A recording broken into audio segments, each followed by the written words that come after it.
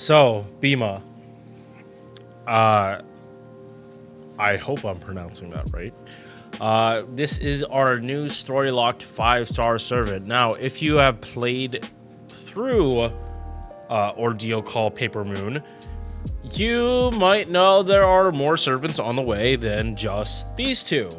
I'm not talking about anything that goes on within the story of Paper Moon or what characters may or may not be showing up. I'm sure you can look on YouTube and on Twitter and see like all you need to know.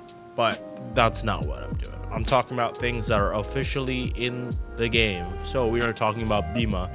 And I just want to say straight up, if his MP was anything other than Buster, holy fucking shit, this man would be like ridiculous. If it was single target quick, it would have been very good.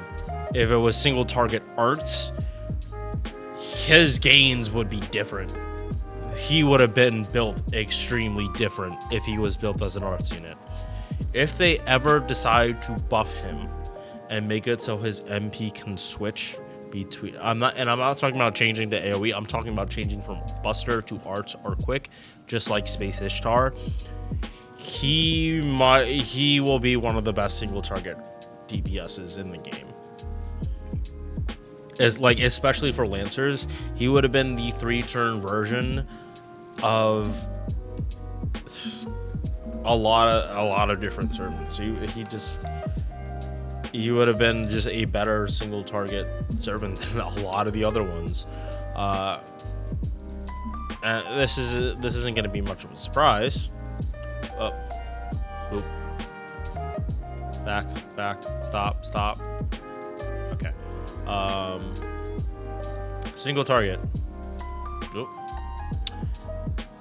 He is at the top of the list. These two servants are 1-turn single target lancers. Yes, they do have some 3-turn buff durations, but none of them last for 3 turns and are good functionally. Bryn out damages him, but her damage is conditional, and her kit is just not nearly as clunky. Bhima, I would compare him to single target Melusin before I would start comparing him to like literally any other servant on this list, except maybe Tamamo Lancer. I think he is that good that you can compare him to Melusin when she is in single target. And yes, I do know that also means you're talking about a servant that only has functionally 2 skills. But as I said in the Melusin video, like her 2 skills are to make up for the fact that you can't use a 3rd skill. They are that good because she basically wouldn't have a 3rd skill. So let us finally get started. Enough of the intro. Bhima, base attack 12.3k. Awesome for a single target servant. You want that number to be high. They are going to be killing the bosses. You want to kill them dead. It would not help if his attack was lower than 11,000. Very nice that it is at least well above the midpoint. HP 14k. Again, that's not super high, but it's something. It is some HP. Star weight, star gen, lancer numbers higher than average star gen as a lancer, like is slight, and like slightly lower star weight. Well, like I would take higher star gen over a slightly, and I mean like less than 1% difference on star weight. Because star weight, it kind of doesn't matter. It's still RNG. At least this can be calculated fairly good without that much RNG aspects. MP charge 0.72%. It is because he has the 1 arts card, and all of his hits are really good. Like 4 hits on the quick. Like he's not a quick DPS, but like he's a lancer. He has high MP gain. He has decent quicks. This extra attack is gonna do something. His gains are gonna do something. He might not fully be reliant on Vitch to brute force his MP. If you card with him, he will do some numbers. First skill, 1-time 3-turn guts.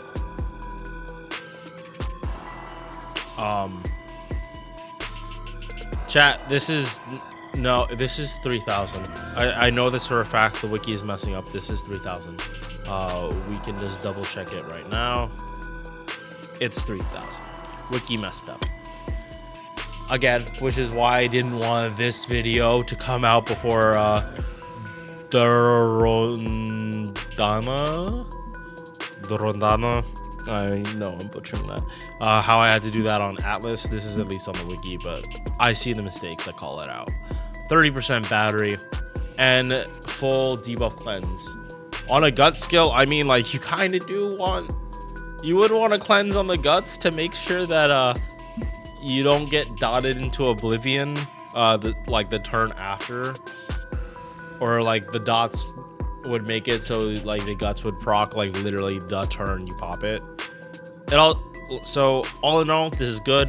30% battery, awesome. That means you get mana loading. If you get more copies, upgrade the extra attack.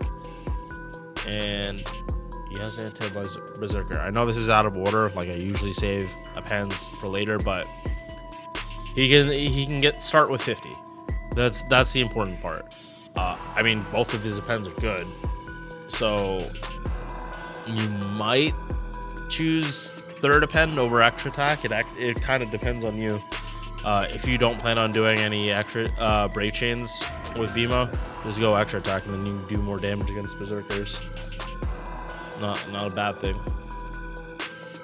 Second skill, 30% buster 3 turns, 30% crit damage 3 turns, and 15 stars on a 6-turn cooldown. So again, something that can be double stacked. Oh, one other thing to note, this guts doesn't stack, so when you're buster farming, just know, like, if you are trying to do 3-turn farm someone, your guts is not proccing again unless you already went down. I don't know how often that is that you pop a guts and it literally pops within 2 turns of you buster farming, but I'm assuming this is during a challenge quest, so it happens. Just be aware of that. That, like, if you mistime this, you're not gonna have a guts after this turn. Third skill, I would like to equate this, so you can either go look at this like 2 ways. You can either compare him to Dioscuri or Koinshaku, because basically he makes his buster and quick cards do different things.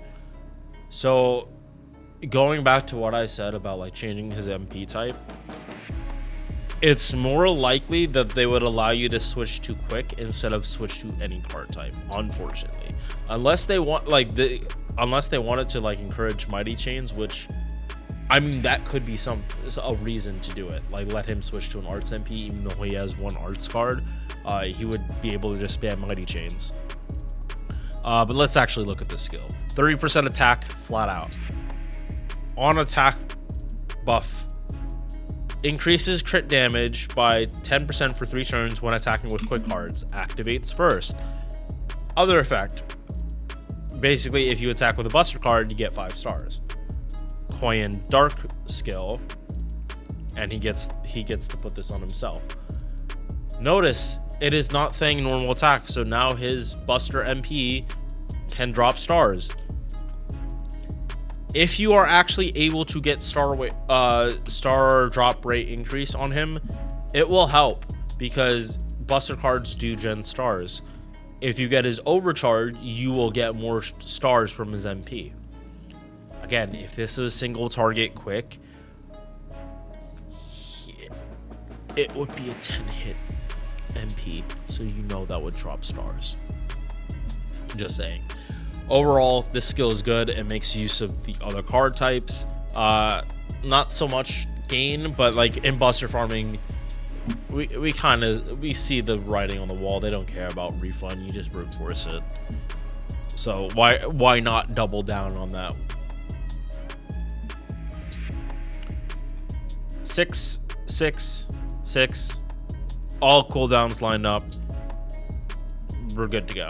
No awkward 7-8 turn cooldown that messes up his gameplay. Nope, everything is neat, tightly packaged, ready to go for him. Passive skills: Magic Resist C, 15% debuff resistance. Divinity B for a little more extra damage. Naga's Poisonous Fang. He is immune to poison. I think that's hilarious because Lacosta just came out, but hey, this is a lore thing.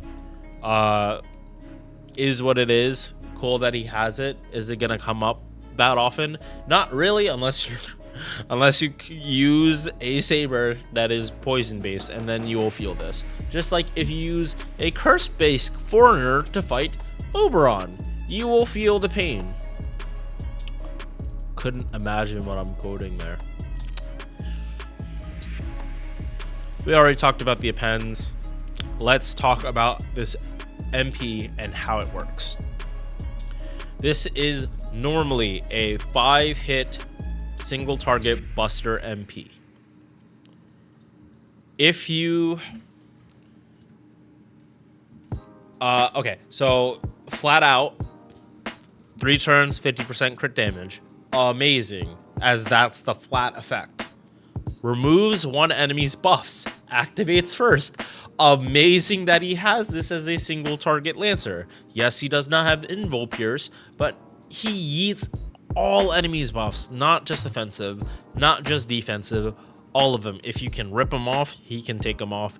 Hits before damage. If you have if you don't have unremovable invul, unremovable dodge, he's gonna smack you.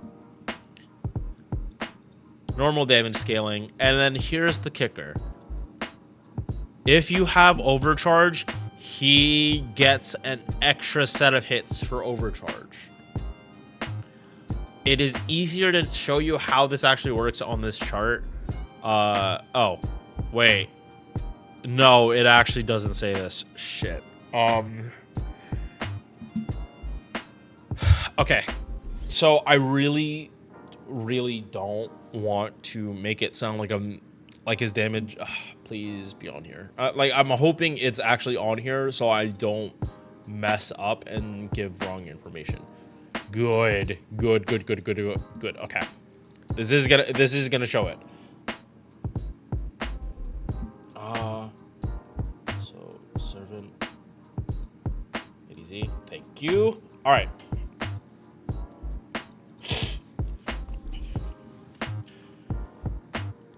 So with a level of Overcharge, and I'm assuming this is like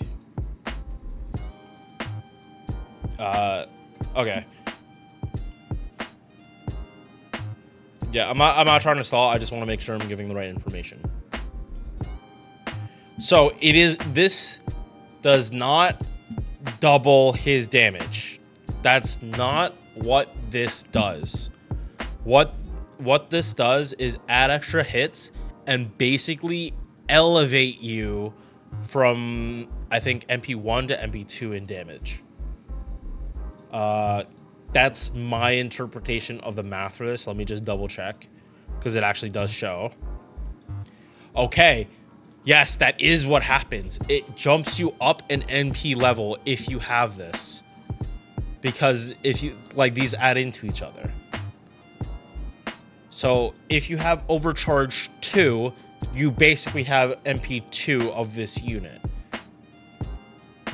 Does it go further in showing? I think it only shows like one stage of Overcharge, but that is a lot.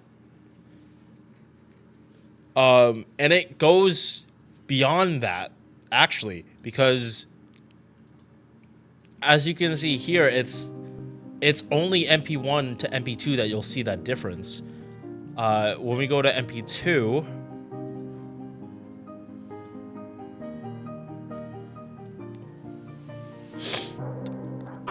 all the damage from here is the same. But if we go here, it's different. It should. Oh. If it was the same. No, sorry. These numbers should be lining up exactly, but they don't, because the scaling on this is higher than what this normally jumps, because as you can see, as you get higher copies of MP, your scaling goes down. this stays consistent. So having higher levels of overcharge consistently on him is actually better than having another MP copy. I think that is crazy scaling for what it is. And this goes back to what I was saying about if he was a different card type. These all count as hits, just like a Rash, just like Changong. They count as extra hits. These extra hits gen stars. If it wasn't a Buster MP, it would be genning MP as well.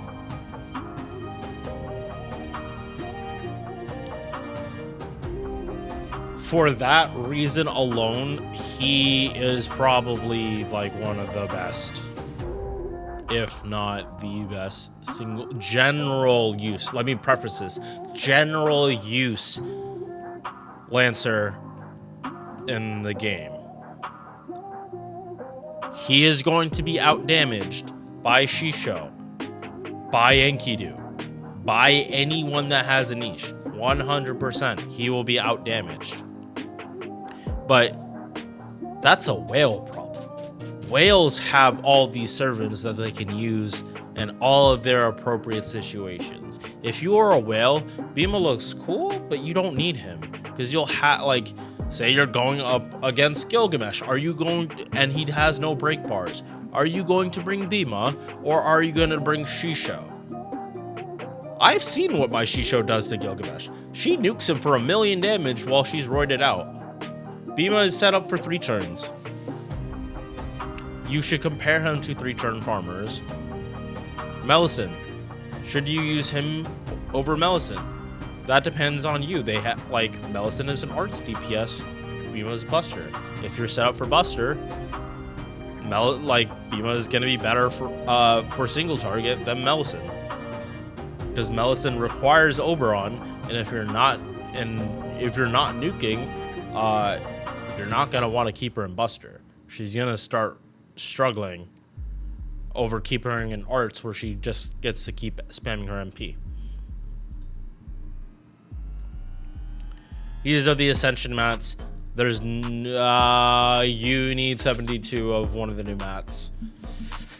Yeah, that's a problem.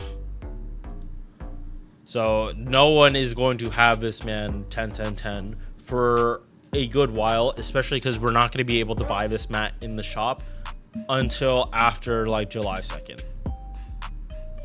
Bond CE, 30% MP damage and drops 20 stars into the party. Yesterday, the other servant, Durodama, dropped 30, but that was all of it. He gets 30% MP damage on top of that while matching the 12 cost CEs that drop stars like this.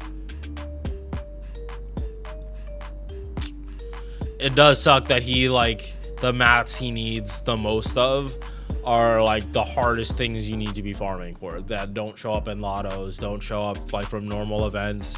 Like, these are stuff you need to be farming for. So other than that, I think he is a very good servant to be added to the story locked pool. If you want him and Durodana, you need to be summoning for them on this banner, because your chances of summoning on story locked is not great.